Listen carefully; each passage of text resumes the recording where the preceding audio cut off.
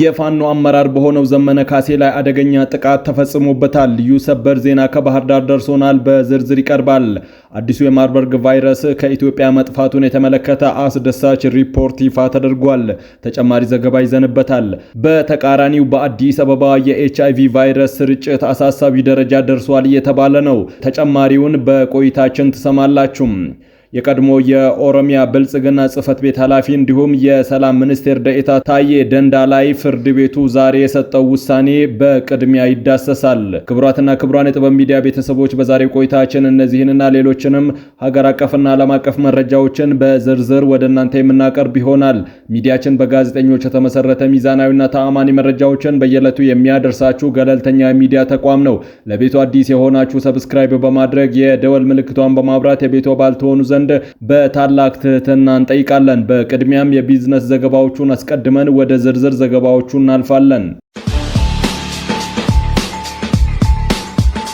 ዛሬ በዳሽን ባንክ አንድ የአሜሪካን ዶላር 151 ብር ከ5 ሳንቲም ሲመነዘር የአውሮፓ ዩሮ 175 ብር ከ7 ሳንቲም ይመነዘራል።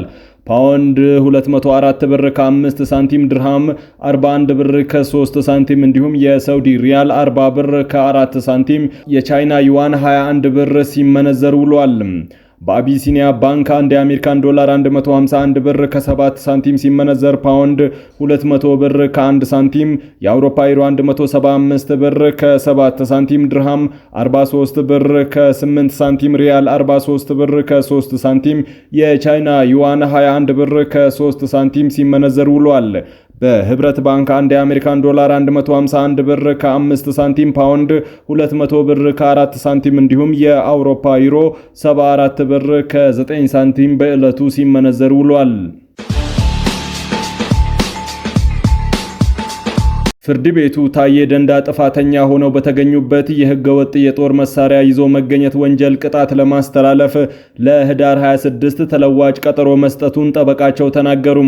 የፌዴራል ከፍተኛ ፍርድ ቤት ልደታ ምድብ አንደኛ የህገ መንግስትና በህገ መንግስት ላይ የሚፈጸሙ ወንጀሎች ችሎት ህዳር 23 ቀን 2018 በዋለው ችሎት ታዬ ደንዳ ጥፋተኛ ሆነው በተገኙበት የህገ ወጥ የጦር መሳሪያ ይዞ መገኘት ወንጀል ፍርድ ቤቱ በጠበቃቸው በኩል ለቅጣት ማቅለያነት ያቀረበው የታዬ ደንዳ የአይን ህመም በህክምና ማስረጃ እንዲደገፍ ለህዳር 26 2018 ተለዋጭ ቀጠሮ መስጠቱን ጠበቃቸው አበራ ንጉስ ተናግረዋል። ፍርድ ቤቱ ለህዳር 23 ተለዋጭ ቀጠሮ የሰጠው የቀረበውን የቅጣት አስተያየት መርምሮ የመጨረሻ ቅጣት ለማስተላለፍ የነበረ ሲሆን ቅጣት ማቅለያ በማስረጃ የተደገፈ አይደለም በሚል ለውሳኔው ተለዋጭ ቀጠሮ መስጠቱን ነው አበራ የገለጹትም። በተመሳሳይ የቀድሞ የሰላም ሚኒስትር ዴኤታ ታዬ ደንዳ የተመሰረተባቸው 3 አዳዲስ ክሶችን አስመልክቶ ክሶቹ ላይ የክስ መቃወሚያ ማቅረባቸውንና የዋስትና መብት ይገባቸዋል በሚል ከአቃቤ ሕግ ጋር ክርክር መደረጉን ተከትሎ በጉዳዩ ውሳኔ ለመስጠት ለታህሳስ 8 ቀን ቀጠሮ መስጠቱን አያይዘው ተናግረዋል። የተከሳሹን የጤንነትና የማረሚያ ቤት አያይዝ አስመልክቶ በሙሉ ጤንነት ላይ መሆናቸውንና የደረሰባቸው የሰብአዊ መብት ጥሰት አለመኖሩን ጠበቃቸው አረጋግጠዋል። ታዬ ደንዳ ላይ የተመሰረቱት አዳዲስ ክሶችን በሚመለከት ጠበቃቸው ከዚህ ቀደም እንደተናገሩት ክሶቹ ከመታሰራቸው በፊት ሆርን ኮንቬክሽን በተሰኘ የዩቲዩብ ቻናል ላይ ተገኝተው ያደረጓቸው ንግግሮች ላይ መሰረት ያደረጉ እንደነበረ ይታወሳል። ክሶቹም መንግስትን በኃይል የመናድ፣ ስለ መከላከያ ሰራዊት የሰሜን እዝ ጥቃትና ተያያዥ ጉዳዮች ላይ ጠቅላይ ሚኒስትሩ አሉኝ ብለው የሰጡት መረጃም ከመከላከያ ጋር የተደረገ አደናጋሪ ወይም ሐሰተኛ መረጃን መንዛት፣ ብልጽግና የአንድ ሰው ስልጣን ለማቆየት የተደራጀ ፓርቲ ነው፣ ፓርቲው በአመዛኙ የማፊያ ባህሪ ያለው መንግስት እንዲመሰረት አስተዋጽኦ ያደረገ እንጂ የህዝብ ፍላጎትን ለማስፈጸም የተደራጀ ፓርቲ አይደለም በማለት በሀገሪቱ ህግ መሰረት የተመረጠውን መንግስት ስም በማጉደፍ የሚሉ መሆናቸውን ተናግረው ነበር። የጤና ሚኒስቴር የማርበርግ ቫይረስ ሁኔታን አስመልክቶ ባወጣው ዕለታዊ ሪፖርት የቫይረሱ ምንነት ከተረጋገጠበት ህዳር 5 ቀን 2018 ጀምሮ ለመጀመሪያ ጊዜ ምንም አይነት በቫይረሱ የተያዘ ታካሚ ያለመኖሩን አስታወቀም። በዕለቱ ከተደረጉ 179 የላቦራቶሪ ምርመራዎች ቫይረሱ የተገኘበት ሰው አለመኖሩ የተረጋገጠ ሲሆን ቫይረሱ የተከሰተበት የደቡብ ኢትዮጵያ ክልል ጤና ቢሮ ደግሞ በቫይረሱ ተይዘው ሕክምና ክትትል ሲደረግላቸው የቆዩ 2 ወጣቶች አገግመው ከሕክምና ማዕከል መውጣታቸውን አሳውቋል። የደቡብ ኢትዮጵያ ክልል ጤና ቢሮ ኃላፊ እንዳሻው ሽብሩ እንደገለጹት 2 ወጣቶች ቀደም ሲል በማርበርግ በሽታ ቫይረስ ተይዘው ሕይወታቸው ካለፈ አባታቸው ጋር ንክኪ የነበራቸው ሲሆን የበሽታውን ምልክት አሳይተው የላቦራቶሪ ምርመራ ተደርጎላቸው ቫይረሱ ስለተገኘባቸው የሕክምና ክትትል ሲደረግላቸው እንደነበር አስረድተዋል። በዚህም ከቫይረሱ ያገገሙ ሰዎች ቁጥር በአጠቃላይ 4 የደረሰ ሲሆን እስካሁን 167 ሰዎች ላይ በተደረገ የላቦራቶሪ ምርመራ ቫይረሱ የተገኘባቸው 12 ሰዎች መሆናቸውንና በቫይረሱ ሕይወታቸው ያለፉት ደግሞ 8 ሰዎች መሆናቸው ይታወሳል። በኤችአይቪ ኤዲስ የተያዙ ሰዎች ቁጥር 601,039 መድረሱ የተገለጸ ሲሆን በአዲስ አበባ ከተማ ያለው የስርጭት ምጣኔ ግን በሀገር አቀፍ ደረጃ ከተመዘገበው በእጅጉ ከፍ ያለ መሆኑን በቅርቡ በተደረገ ጥናት ተረጋገጠ። የኢትዮጵያ ሕብረተሰብ ጤና ኢንስቲትዩት ባካሄደው ጥናት በአዲስ አበባ ያለው ስርጭት 3.14 በመቶ ሲሆን የሀገር አቀፍ ምጣኔው 0.83 በመቶ እንደሆነ አስቀምጠዋል። እንደ አውሮፓውያን የዘመን አቆጣጠር በ2024-25 በጀት ዓመት አዲስ በኤችአይቪ ቫይረስ ተይዘዋል ተብለው የተገመቱ ዜጎች ቁጥር 7962 ሲሆን በአመቱ በአማካኝ 9500 ሰዎች በኤችአይቪ ኤዲስ ምክንያት ሕይወታቸውን እንደሚያጡ ተገልጿል። በሀገር አቀፍ ደረጃ ከኤችአይቪ ኤዲስ ጋር እንደሚኖሩ ከተገመቱ ሰዎች መካከል 94 በመቶ የሚሆኑት ተመርምረው ራሳቸውን አውቀው መድኃኒት እንደጀመሩ በጥናት ተረጋግጧልም ተብሏል። የቫይረሱ ስርጭት ከ0 እስከ 4 ዓመት ዕድሜ ያላቸው ህፃናት 16 በመቶ፣ ከ15 እስከ 25 ዓመት ዕድሜ ያላቸው ወጣቶች 34 በመቶ እንዲሁም ከ25 ዓመትና ከዛ በላይ የሆኑ አዋቂዎች ደግሞ 51 በመቶ የሚሆነውን ቁጥር ይሸፍናሉ ነው የተባለው። በተለይም የአፍላና ወጣት ሴቶች የኤችአይቪ ስርጭት 1.7 በመቶ እንደሆነ በጥናቱ ተረጋግጧል።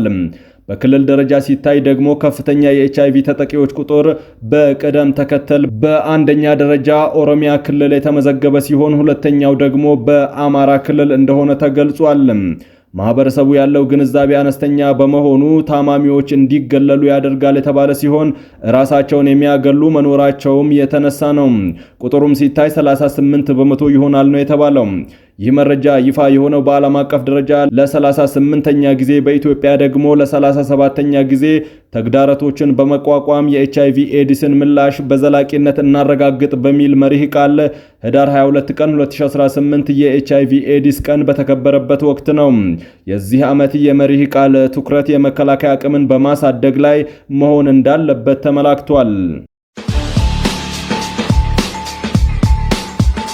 የኢትዮጵያ ብሔራዊ ምርጫ ቦርድ በሰባተኛው ጠቅላላ ምርጫ የሚወዳደሩ የፖለቲካ ፓርቲዎች እጩዎችን እንዲያስመዘግቡ ጥሪ ማቅረቡ የሚታወስ ሲሆን ለምዝገባ ያስቀመጠው የጊዜ ሰሌዳም ህዳር 23 ቀን 2018 ይጠናቀቃል።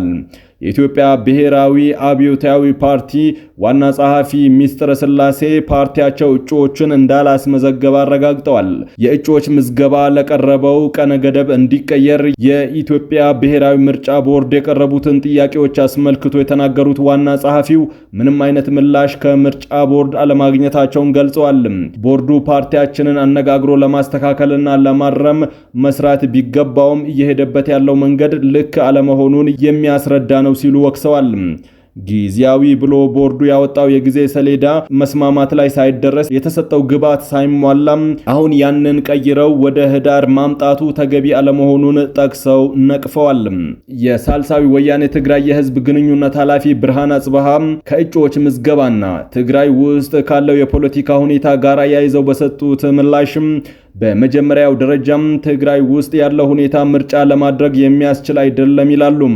በተለይም ህወሓት ያደርጋቸዋል ያሉት በኃይል የተደገፈ እንቅስቃሴም ግዛታዊ አንድነት አለመኖር፣ የተፈናቃዮች አለመመለስ፣ በዋናነት የፖለቲካ ምህዳሩ የሰላማዊ ምርጫ እንቅስቃሴ ለማካሄድ የሚያስችል አይደለም በማለት አጽንኦት ሰጥተዋል።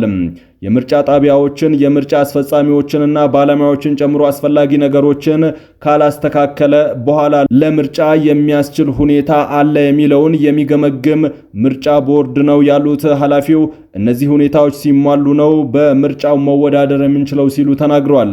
በትግራይ ያሉ ምርጫ ጣቢያዎች የኢትዮጵያ ብሔራዊ ምርጫ ቦርድ ከትግራይ ጊዜያዊ አስተዳደር ባለመረከቡ እጩዎችን ላለማስመዝገባችን ሌላኛው ምክንያት ነው ብለዋል።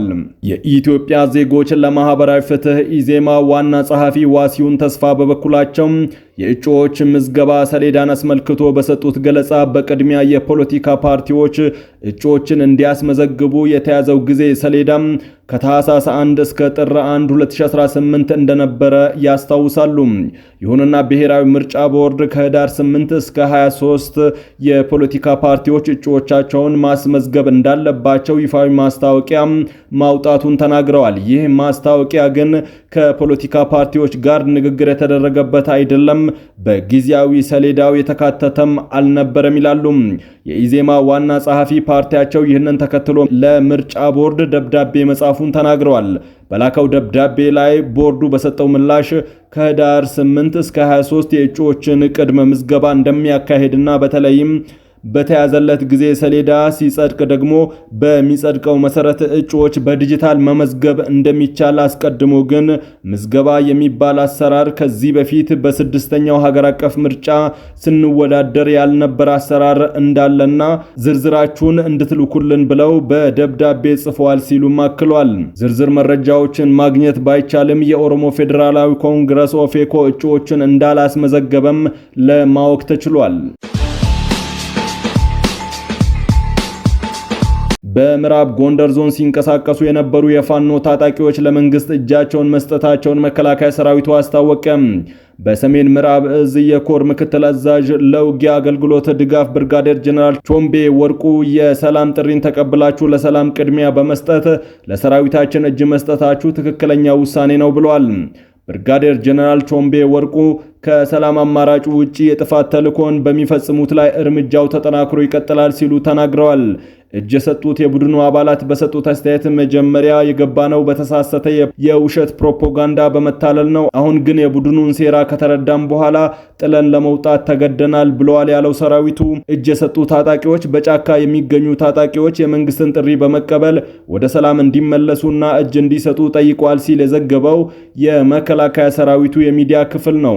በተመሳሳይ በጎጃም ቀጠና በዘመነ ካሴ በሚመራው ታጣቂ ኃይል ላይ ከባድ የማጥቃት እርምጃም መወሰዱን ለማወቅ ተችሏል።